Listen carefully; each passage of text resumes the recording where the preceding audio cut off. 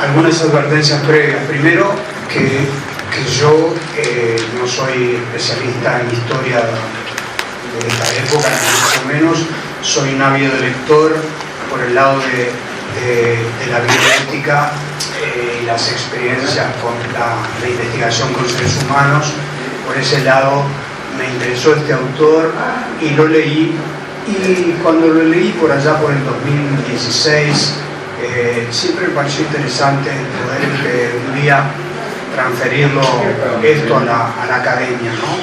Y bueno, y surgió la oportunidad y entonces lo preparé para esta ocasión, ¿no?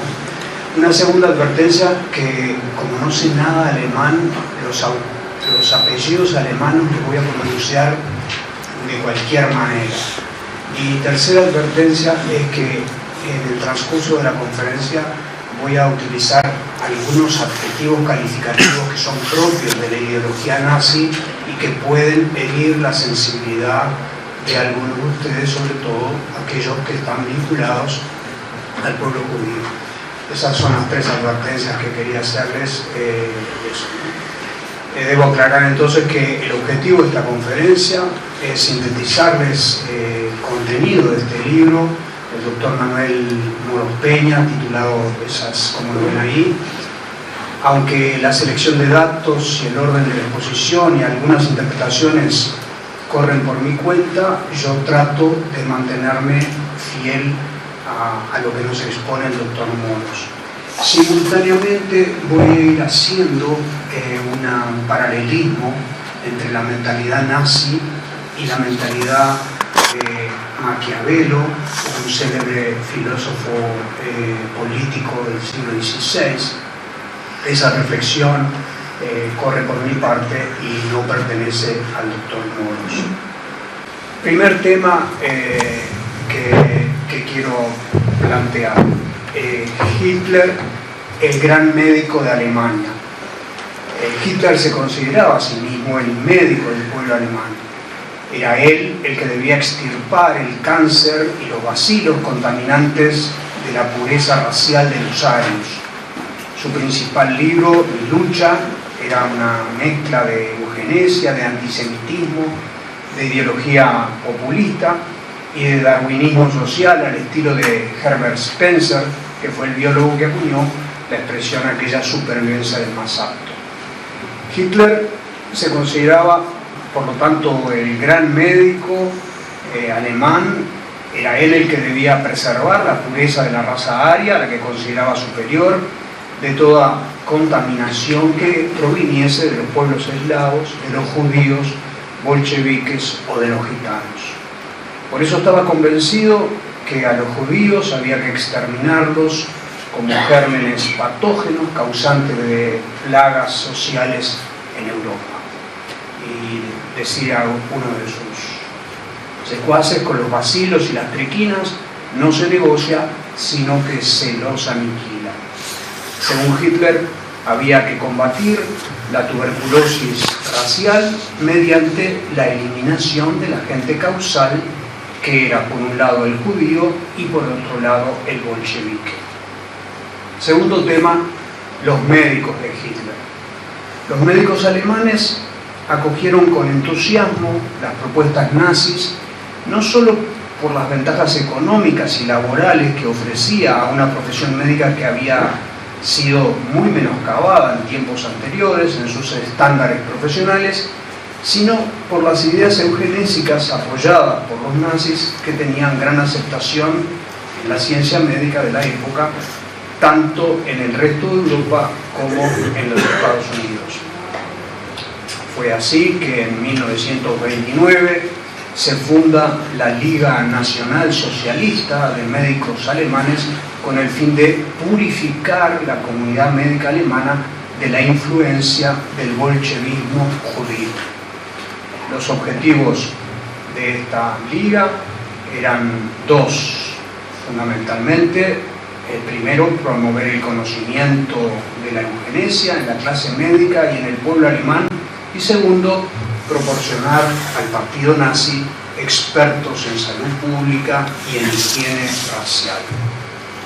En 1942, La Liga Nacional Socialista de Médicos contaba con 40.000 médicos afiliados a la Liga, es decir, había llegado a agrupar el 45% de los médicos alemanes. Con el entusiasta apoyo de los médicos nacionalsocialistas de la Liga, Hitler empieza sistemáticamente a tener determinadas acciones muy concretas. Primero, empieza a excluir a los médicos judíos del ejercicio de la profesión y luego de toda posibilidad de ejercer en el territorio alemán. Segundo, empieza a exigir que todos los médicos y estudiantes fueran formados en eugenesia y en higiene racial. Tercero, empieza a emitir leyes que establecieran la esterilización convulsiva de los esquizofrénicos, de los psicóticos maníacos depresivos, de los que padecían epilepsias o ceguera o sorderas hereditarias congénitas y incluso de alcoholismo severo y crónico. En el primer año de instauración de esta ley de esterilización compulsiva se llegaron a esterilizar 50.000 personas y en 1939 ya se habían esterilizado 400.000 enfermos. En estos años, los científicos eugenistas americanos alabaron a Hitler y dijeron públicamente que el Führer había demostrado un gran valor y gran calidad como hombre de Estado. Un miembro de la Sociedad Americana de Eugenesia llegó a proponer a Hitler como candidato a ser nombrado socio honorario de su asociación. Los médicos de la Liga Nacional Socialista son los que ponen en práctica el plan de eutanasia por gracia. Brandt era cirujano plenipotenciario de los servicios de salud del Estado y a través de una circular él exigió que los servicios de pediatría de toda Alemania informaran de todo niño que naciera con anomalías o malformaciones. A partir de esa información, los padres eran entrevistados, se los engañaba diciéndoles que el niño debía ser internado en dependencias especiales para su asistencia y luego se los iba matando con dosis progresivas de barbitúricos, el método más usado. El 25 de mayo de 1939 se puso en práctica la eutanasia de enfermos mentales adultos. Lo lleva adelante el médico jefe de la Liga Nacional de Médicos Socialistas, nacionalsocialistas, y presidente del Colegio de Médicos de Alemania, el doctor Brandt, porque eran vidas indignas de ser vividas. Ahí está el decreto firmado por Hitler. Los enfermos mentales eran llevados entonces a los mataderos para eliminarlos con monóxido de carbono de los mismos caños de escape de los camiones que los transportaban.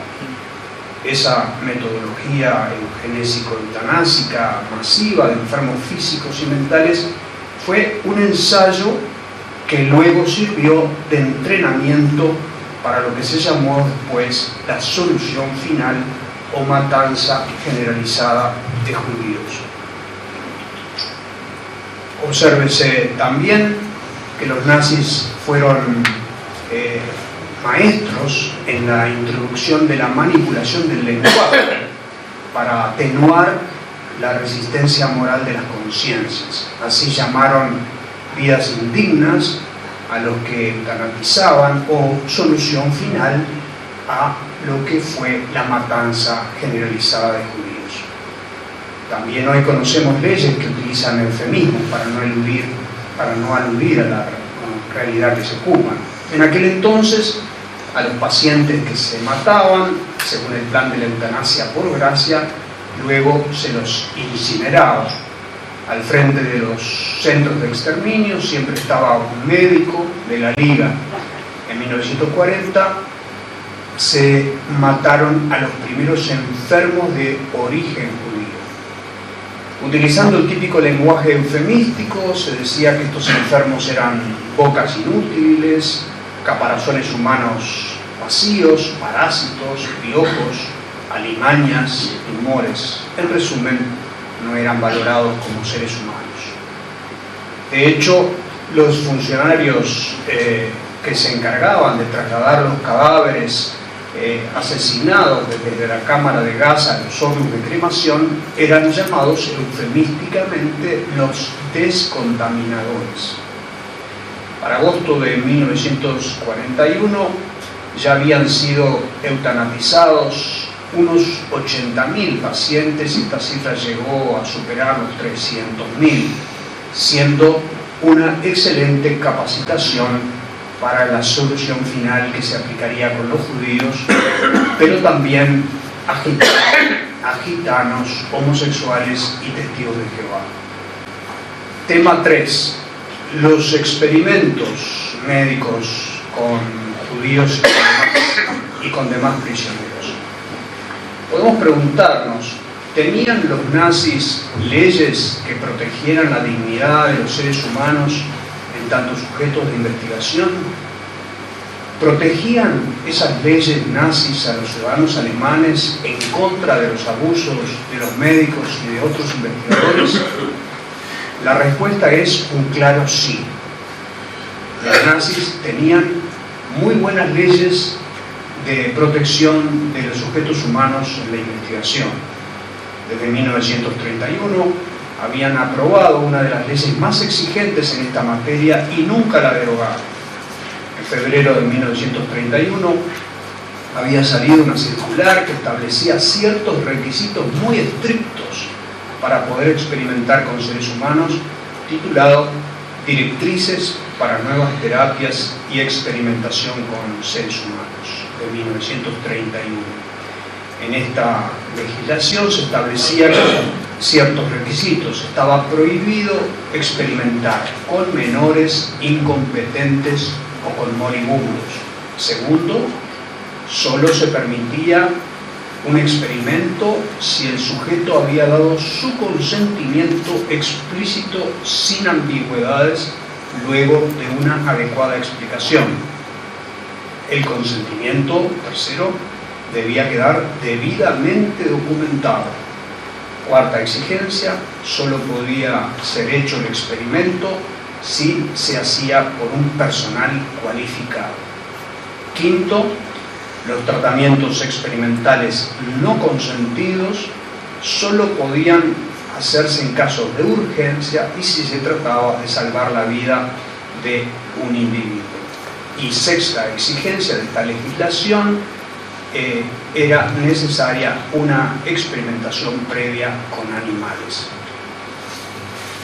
Se podría decir que las leyes que protegían a los ciudadanos alemanes en la época nazi con respecto a los investigadores abusivos eran de tal calidad que fueron las que inspiraron a la legislación instaurada después de la guerra. El Código de Nuremberg de 1947, una vez terminada la guerra, retoma lo esencial de la ley nazi, puesto que esta ley sentaba aspectos esenciales para la defensa de la dignidad del sujeto experimental. Sorprendentemente, hasta el día de hoy, esas directrices básicas establecidas durante el Tercer Reich, 1931 en adelante, nunca derogada, siguen siendo parte de los referenciales éticos internacionales de investigación con seres humanos. Más aún, los nazis tenían muy buenas leyes para proteger a los animales en contra de los tratos abusivos. En 1939 se aprobó la Ley de Protección de los Animales y de Bienestar Animal. En 1934 se aprobó la ley que reglamentaba y limitaba la caza de animales. En 1935 se aprobó la Ley de Protección de la Naturaleza y del Ambiente. Se sabe que muchos altos mandos nazis, incluyendo Hitler, eran vegetarianos y consideraban una atrocidad los mataderos de animales, es decir, lo que hoy serían nuestros frigoríficos. Hitler nunca permitía que se fumara delante de su perra, y fue él quien promovió las primeras campañas de combate contra el consumo del tabaco. Entonces, a la luz de las leyes que protegían seres humanos y que protegían animales en la época nazi, ¿cómo es posible que se hayan hecho investigaciones tan atroces con los prisioneros judíos, eslavos, bolcheviques y gitanos? La respuesta es porque estos grupos humanos no eran considerados personas, sino subhumanos. Eran bacilos, ratas, cobayos, que había que extirpar del cuerpo sano de la raza aria. Esto supuesto es coherente que se hicieran experimentos atroces con seres humanos destinados a la aniquilación de los que no merecían vivir. Así, el Dr. Rager utilizó prisioneros sometiéndolos a alteraciones de presiones a 15.000 metros de altura y con cámaras de baja presión, e iba observando el momento exacto de su muerte. Lo mismo hizo Rager, sometiendo a congelación a los prisioneros en piscinas con hielo, e iba apuntando el momento exacto en que se paraba el corazón según la temperatura del cuerpo. El doctor Beichelbock se encargó de experimentar con agua salada. Durante días les iba dando a los prisioneros agua de mar para observar la resistencia del cuerpo humano a la deshidratación. El doctor Skilling experimentó inoculando malaria a los prisioneros. En Dachau, 324 sacerdotes católicos fueron asesinados porque se les inoculó malaria para experimentar con ellos. La doctora Oberhauser, una mujer médica especialmente sanguinaria, hacía incisiones en las piernas de las prisioneras y las rellenaba con materiales contaminados para luego tratarlas con sulfamidas a fin de ver su grado de eficacia en el combate de infecciones. El cirujano Stumpfeger extirpaba huesos de unos prisioneros y se los implantaba a otros para ver si el cuerpo los toleraba. El doctor Dink inoculaba tifus a los prisioneros para desarrollar la vacuna. Utilizó a unos 1.000 prisioneros, de los cuales murió la mayoría, sin lograr ninguna vacuna. El doctor Hirst experimentó con gas mostaza y el doctor Bickenbach con gas fosfógeno. Ambos gases producían muertes atroces en los afectados. Por otra parte, había que hacer desaparecer toda herencia genética judía que se hubiera mezclado con los arios. Por eso, había que esterilizar a todos aquellos alemanes mestizos, es decir, que tuvieran en sus ancestros abuelos judíos. Para ensayar métodos de esterilización masiva, el doctor Schumann se valió de prisioneras, dándoles altísimas dosis de rayos X para atrofiar sus ovarios. Por otra parte, el doctor Clover inyectaba sustancias químicas en los úteros de las prisioneras con la misma finalidad. El doctor Mengele en Auschwitz hizo numerosos experimentos demenciales e inútiles que sería engorroso que yo ahora detallara. Uno de esos experimentos, a manera de ejemplo, lo digo, simplemente consistió en querer cambiar el color de los ojos marrones de los alemanes con azul de metileno para lograr que los ojos de los alemanes pudieran ser los correspondientes a la raza aria. Mengele, exiliado en Argentina después de la guerra, se casó en Uruguay, en Nueva Helvecia, el 25 de julio de 1958, es decir, que acabamos de cumplir 60 años de este infausto acontecimiento. Una mención especial merece el doctor Morel, un auténtico médico charlatán, improvisador de tratamientos terapéuticos, pero que se daba ínfulas de ser un gran científico. Hitler lo tenía como médico de cabecera y Morel ensayaba con el Führer tratamientos sin ninguna base científica. En muchos casos eran medicamentos inocuos, pero en otros eran medicamentos físicamente perjudiciales como la anfetamina. Se piensa que muchos de estos tratamientos aplicados a Hitler por Morell fueron causantes de problemas físicos padecidos por el Führer, pero la confianza ciega en su médico de cabecera impidió que otros médicos más serios del nazismo pudieran intervenir para mejorar los problemas de salud de Hitler. Tema 4. Los médicos que se aprovechaban de los beneficios del régimen nazi. No solamente los que experimentaron, como acabo de mencionar, sino aquellos otros médicos que se aprovechaban de las ventajas que daba el totalitarismo nazi. Podemos citar al doctor Harem Borden, director del Departamento de Neuropatología del Instituto de Investigación Cerebral, que se aprovechó para estudiar cerebros de prisioneros cuanto más mejor, decía. Llegó a examinar en detalle 33 niños antes de que fueran asesinados. Publicó 12 trabajos científicos sobre los efectos de la exposición del monóxido de carbono en el cerebro fetal. Es considerado el padre de la neurología pediátrica. Podemos citar también a Hermann Voss, profesor de anatomía de la Universidad de Posen, que realizaba máscaras y bustos de cadáveres de judíos y los vendía por encargo al Museo de Historia Natural de Viena para la Galería de la Raza de dicho museo. También este doctor escribió un manual de anatomía que sirvió para enseñar a muchas generaciones de estudiantes de medicina alemana. Podemos citar al doctor Feinkopf, del Instituto de Anatomía de la Facultad de Medicina de la Universidad de Viena. Escribió uno de los más célebres atlas de anatomía topográfica del hombre en el mundo. Se sabe actualmente que los cadáveres que utilizó para sus dibujos eran muertos que provenían del campo de concentración de Mauthausen. Él recibió 1.400 de estos cadáveres que le llegaban del campo de concentración a las primeras horas de la madrugada. También hay que decir que a cada facultad de medicina de la Alemania nazi, se le adscribía una prisión cercana desde donde se les enviaban los cadáveres, y cada mañana se notificaba a los médicos anatomistas de dichas facultades las fechas de las ejecuciones a fin de que pudieran estar preparados y recibir los cadáveres.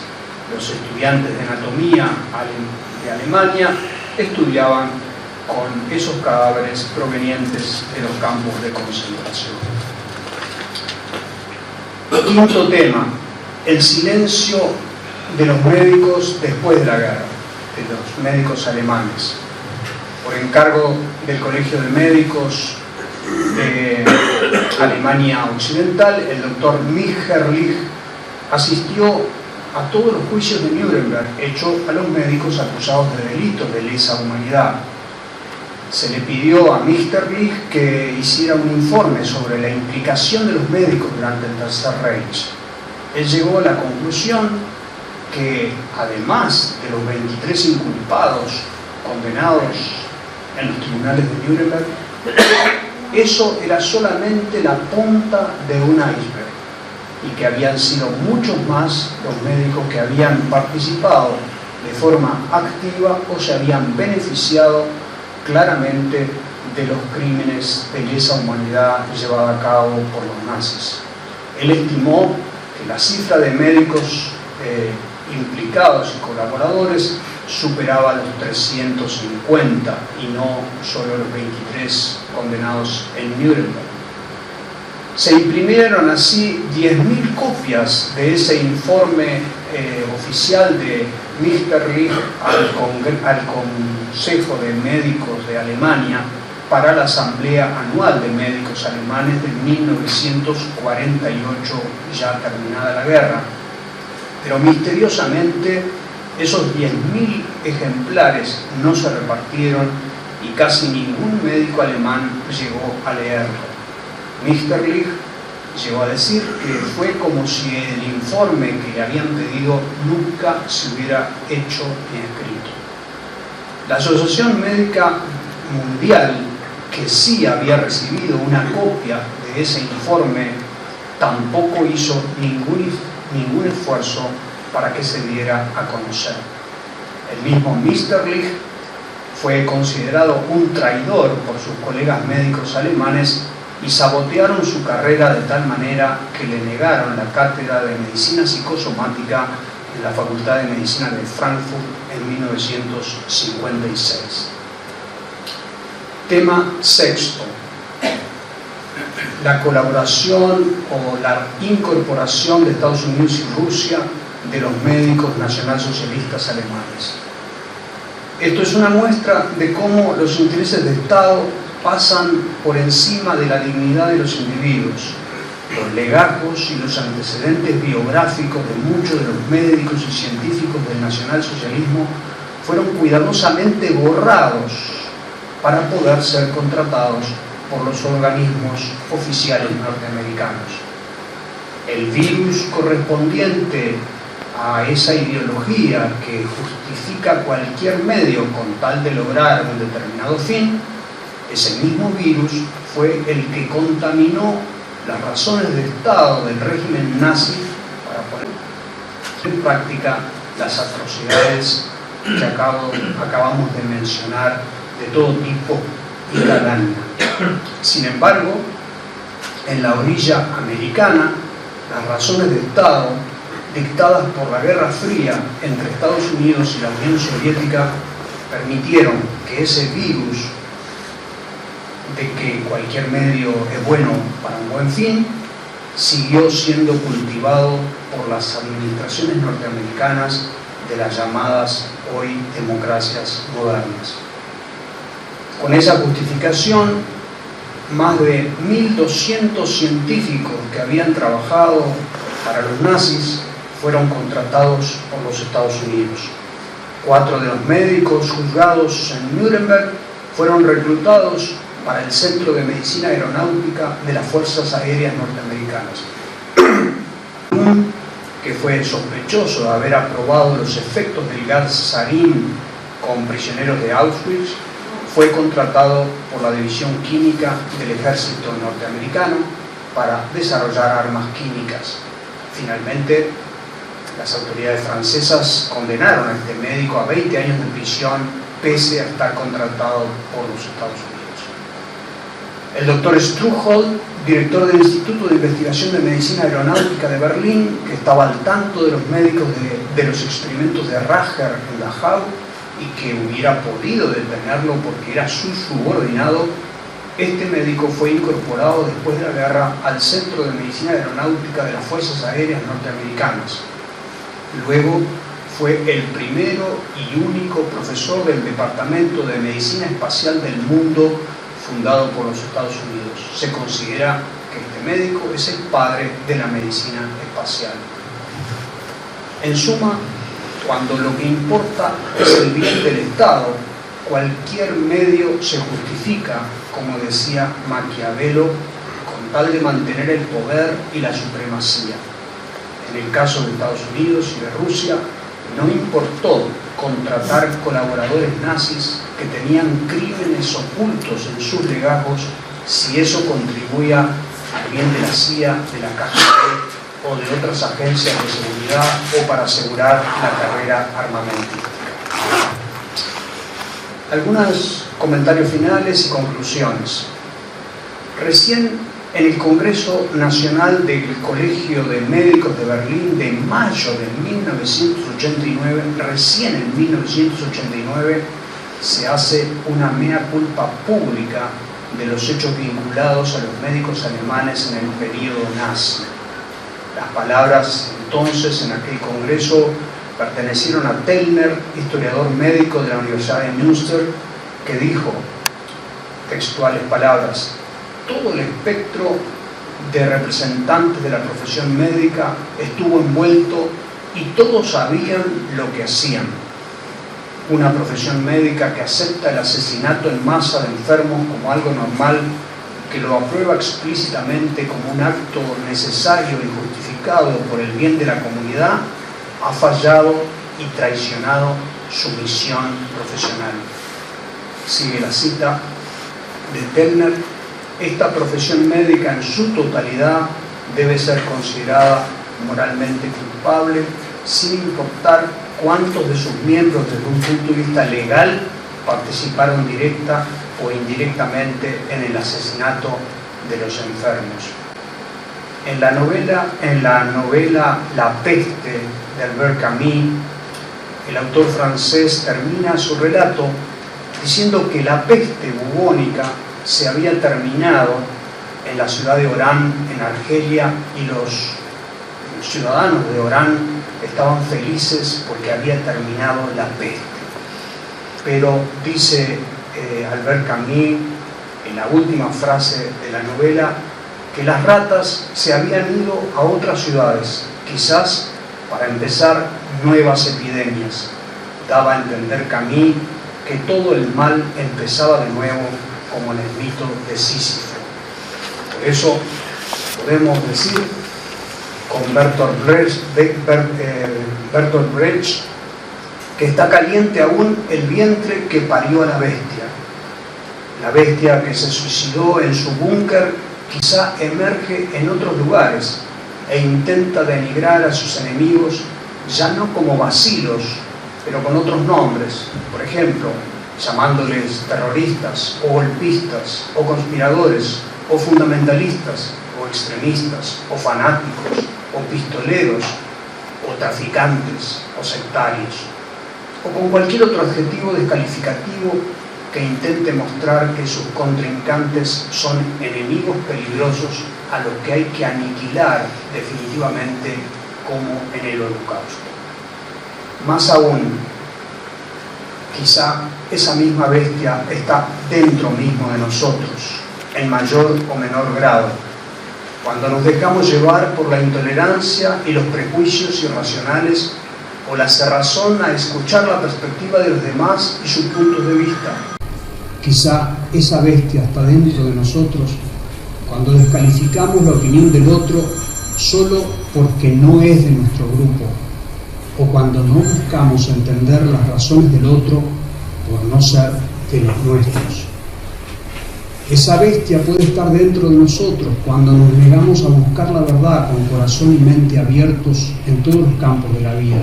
En fin, esa bestia puede estar dentro de nosotros cuando justificamos cualquier medio para lograr el fin que consideramos bueno. Muchas gracias.